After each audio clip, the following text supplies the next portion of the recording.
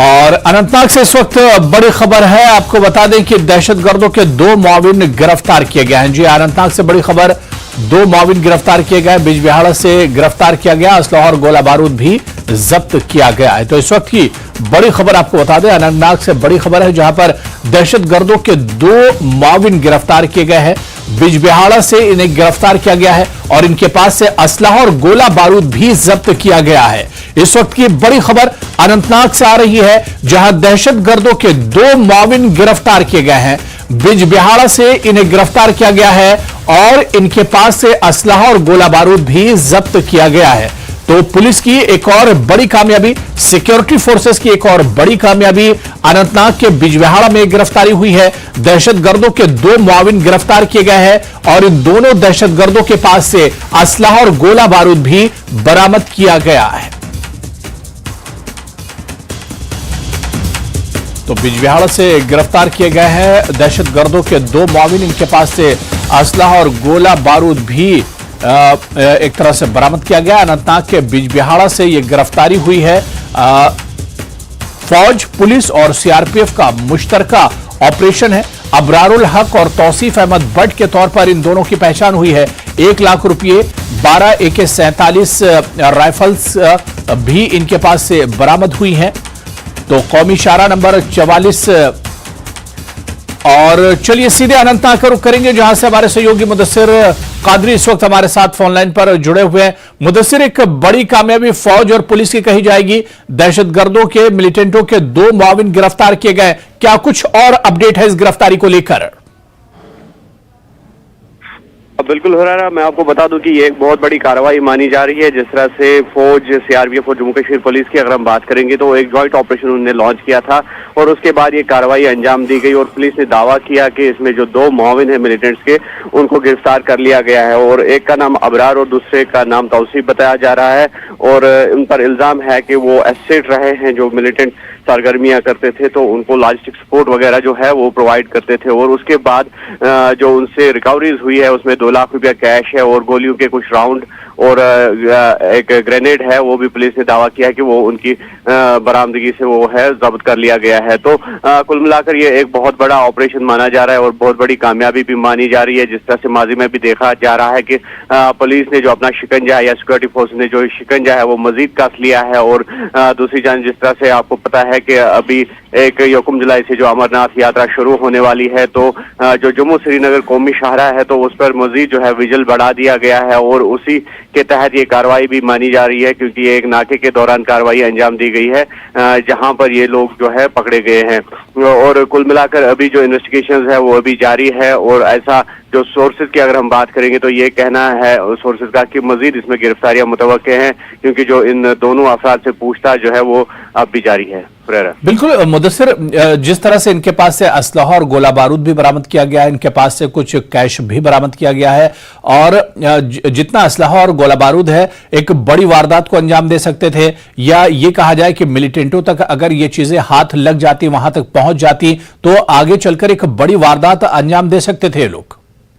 बिल्कुल, जिस तरह से देखा गया या पुलिस बयानात की, स्टेटमेंट्स की अगर हम बात करेंगे तो उनका ये कहना है कि मिलिटेंट्स का ग्राफ जो है वो काफी कम हो गया है। तो ऐसे में मिलिटेंट्स जो है वो OGW नेटवर्क का ही सहारा ले रहे हैं और कहीं ना कहीं इन लोगों पर भी ये इल्जाम है कि ये OGW नेटवर्क का हिस्सा थे। तो OGW नेटवर्क कहीं ना कहीं चैलेंज भी रहा है जो सिक्योरिटी फोर्सेज है उनके लिए, लेकिन जिस तरह से माजी में भी देखा गया और लगातार ये OGW जो नेटवर्क्स है उनका जो पर्दा है वो फाश किया जाता है और जो OGW मॉड्यूल्स है उनको भी तश्तज़बाम किया जाता है। और ऐसे में जिस तरह से OGWs की अगर हम बात करेंगे तो ये अब भी एक चैलेंज बना हुआ है सिक्योरिटी फोर्स के लिए, लेकिन जिस तरह से जॉइंट स्ट्रैटेजीज अपनाई जा रही है फौज, सीआरपीएफ, जम्मू कश्मीर पुलिस या फिर दीगर जो एजेंसीज हैं, तो उनके माबेन जिस तरह से जॉइंट स्ट्रैटेजीज अपनाई जा रही है तो ऐसा लग रहा है कि जो OGW मॉड्यूल्स है वो कहीं ना कहीं जो है वो भी शिकंजे में आ रहे हैं। तो जिस तरह से इनसे जो बरामदगी हुई है कैश की अगर हम बात करेंगे या फिर जो एम्युनिशन वगैरह की बात करेंगे तो यकीनी तौर पर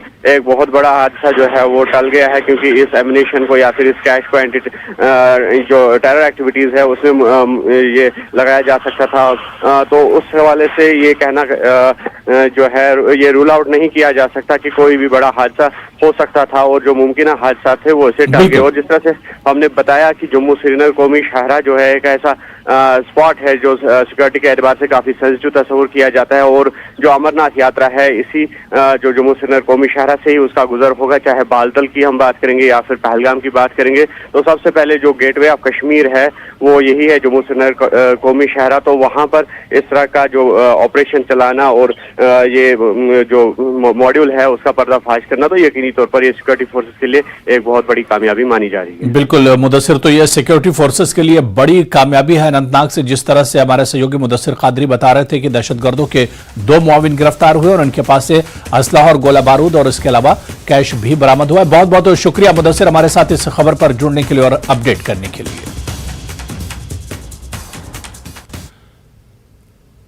चलिए आगे बढ़ेंगे। सामा में हिंद पाक सरहद पर बाबा चमलियाल मेले का आगाज हुआ है। बीएसएफ की जानिब से पहली चादर पेश की गई और अमन अमान की दुआ की गई। मकामी लोगों ने पूजा अर्चना की। हिंद पाक सरहद पर जीरो लाइन पर बाबा चमलियाल के मेले में बड़ी तादाद में मुल्क भर से श्रद्धालु आते हैं। 2018 से कबल यहां पाकिस्तान की जानिब से भी चादर पेश की जाती थी, लेकिन चमलियाल पोस्ट पर पाकिस्तान की जानिब से की गई फायरिंग के बाद से यह सिलसिला मुनक़ते हो गया। अब पाकिस्तान की चादर यहां पर पेश नहीं की जाती है।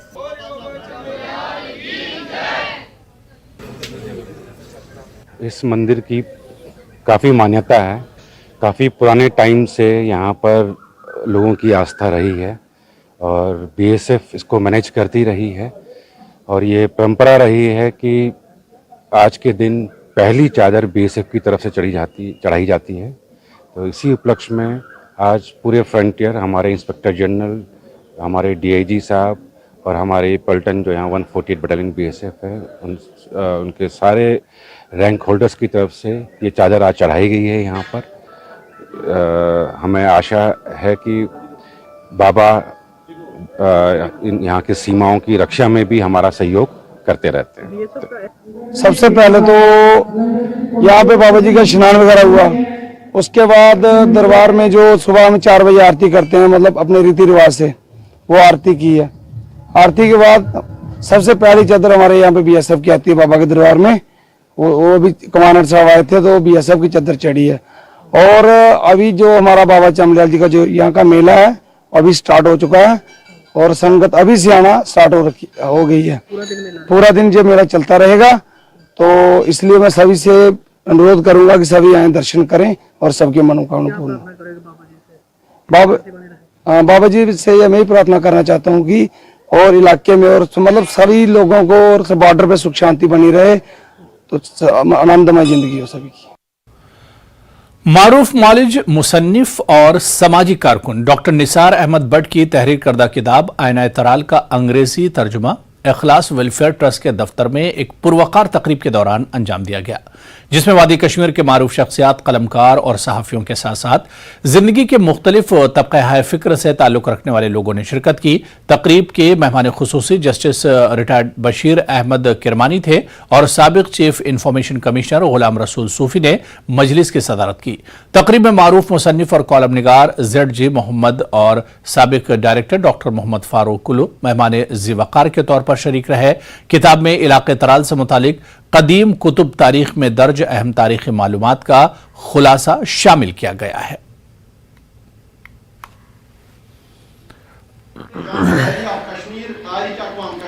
आज जो किताब रिलीज हुई उसका नाम है Tral, the land legends and landmarks.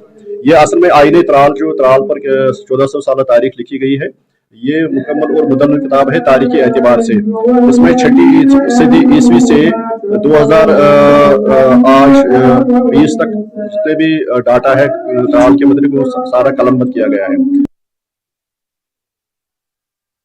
Police station Pampore में सिविल सोसाइटी फलाह बहबूद कमेटी और मोअज़्ज़ज़ शख्सियात ने एसडीपीओ पंपोर मीर इम्तियाज के एजाज में एक तकरीब का इनेकाद किया, जिसमें एसडीपीओ की हौसला अफजाई की गई और इनके कामों को सराहा गया।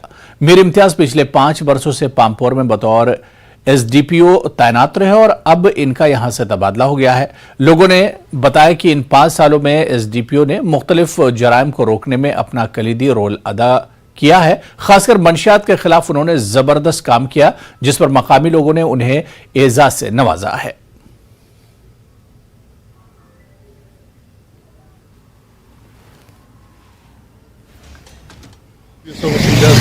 ट्रांसफर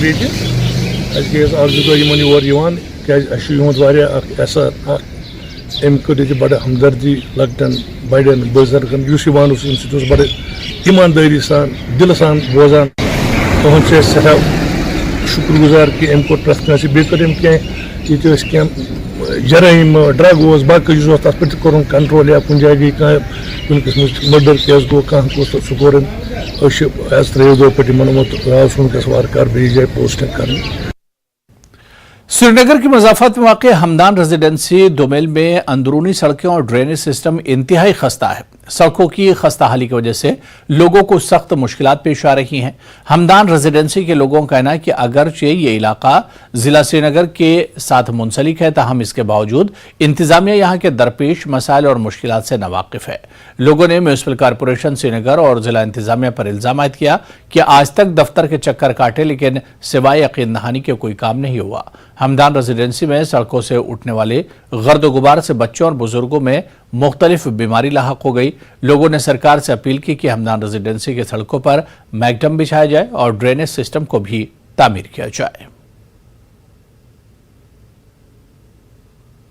हमदान रेजिडेंसी दुमेल चौक श्री सोजेड गोरीपुरा श्रीनगर का रहने वाला हूँ। इस कॉलोनी में तकरीबन 4 साल से हम मैगडमाइजेशन और ड्रेनेज के लिए लड़ रहे हैं। तमाम डिपार्टमेंटों में हमने एप्लीकेशन डाली है। सब ने कहा हम 1 साल में प्लान में रखेंगे, दूसरे ने कहा नॉन प्लान में रखेंगे, किसी और फंड्स आएंगे वो उसमें देंगे, लेकिन आज तो कुछ नहीं हुआ। किसी ने इसमें कोई तवज्जो नहीं दी। अब हम आपके जरिए एलजी मोहतरम से गुजारिश करते हैं कि वो इस तरह हमारी तरह भी तवज्जो दें। मैं एलजी साहब से मुदबाना अपील करता हूं अपनी कॉलोनी वालों की तरफ से कि आप एक बार यहाँ तवज्जो दीजिए। यहाँ की ड्रेनेज देखें, यहाँ का रोड देखें, पूरा का पूरा खराब है। चलना तो दूर की बात है, सांस लेना दुश्वार है। हमारे बच्चे जब निकलते हैं शाम को बीमार पड़ते हैं इस धूल की वजह से, रोड की वजह से। ड्रेनेज इतना गंदा, इतनी बदबू आती है, कोई भी हमें तवज्जो नहीं देता है। नाज़रीन, लोगों के तासुरात आपने सुने हैं कि किस तरह लोगों ने अपने तासुरात बताए हैं, क्योंकि ये जो हमदान रेजिडेंसी है दुमेल चौक के पास में, क्योंकि ये इलाका जो है श्रीनगर के हदूद के साथ मुंसलिक है, ज़िला श्रीनगर के साथ मुंसलिक है, म्यूनिसिपल कॉरपोरेशन श्रीनगर के साथ मुंसलिक है, मगर इसके बावजूद आज तक ये इलाका जो है वो उनकी नज़रों से ओझल है। और ये लोग डिमांड कर रहे हैं कि ये जो अंदरूनी सड़कें हैं, जो ये हमदान रेजिडेंसी है, उनकी अंदरूनी सड़कें हैं वो यानी उनकी हालत जो है खस्ता है, नागुफ्ता बह है, और साथ ही यहाँ का ड्रेनेज सिस्टम है वो भी नाकारा है। और इन लोगों को काफी सारी मुश्किलात पेश आ रहे हैं। इनका कहना है कि आज तक उन्होंने जो म्यूनिसिपल कॉरपोरेशन श्रीनगर के दफातर हैं, वहां श्रीनगर इंतजामिया के दफातर हैं, उनके चक्कर काटे हैं, मगर आज तक उनकी दाद जो है और उनके मुतालबात जो है वो उन्हें नहीं सुने हैं और आज तक उन पर कोई गौर नहीं किया गया है। और यहाँ ये लोग डिमांड कर रहे हैं हमदान रेजिडेंसी जो दुमेल यानी श्रीनगर के मज़ाफ़ात में वाक़ा है, ये इलाका नारबल के पास में, क्योंकि ये बाउंड्री लाइन पे है, बारामूला और डिस्ट्रिक्ट बडगाम और श्रीनगर का ये बाउंड्री लाइन है। और अब ये मुतालबा कर रहे हैं कि जिला इंतजामिया को यहाँ पे आना चाहिए और इस इलाके पर नजरसानी करनी चाहिए और यहाँ के जो मुश्किलात है, मुतालबात है, उन पे गौर करना चाहिए, उनका अजाला करना चाहिए। हम उम्मीद करेंगे श्रीनगर इंतजामिया और हरकत में आए और वो इस पे नजरसानी करे। यहाँ के अंदरूनी सड़कें जो है हमदान रेजिडेंसी के और ड्रेनेज सिस्टम है उसको बहाल किया जाए और यहाँ के अंदरूनी सड़कों पर मैगडम बिछाया जाए। न्यूज़ 18 जम्मू कश्मीर के लिए मैं हमदान रेजिडेंसी दुमेल श्रीनगर से मुनीर हुसैन हुर्रा। यहां पर रुकेंगे फिलहाल छोटे से ब्रेक के लिए।